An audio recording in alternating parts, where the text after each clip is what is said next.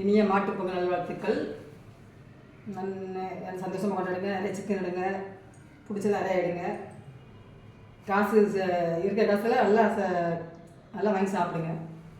எங்கள் வீட்டுக்காரர் கடைசி வருஷம் பிள்ளைங்களாம் வெளிநாட்டு போயிடுச்சு. பாப்பா காலேஜ் படித்தா 3 கிலோ கறி, ரத்தம், குடல் அப்படின்னு நிறையா எடுத்து விட்டார். 2 பேர் தான் இருக்காங்க. அப்போ நம்ம 2 பேர் தான் இருக்கோம், எதுக்குள்ள கடை எடுத்து வந்தீங்கன்னு சொல்லிட்டு அவ்வளோ வசம் அவருக்கு. அது சமையல் பண்ணல, அவ்வளோ வசம் வயதுக்கிட்டே சமையல் பண்ணுவேன். அதோட சரி போச்சு எல்லாம்.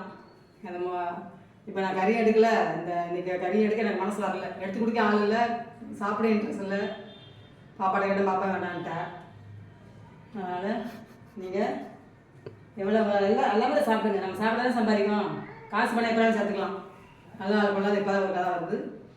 அதனால் நீங்கள் எனக்கு விரும்பி சாப்பிடுங்க. எனக்கு இன்றைக்கி விருப்பம் இல்லை, நான் அதனால் எடுக்கலை.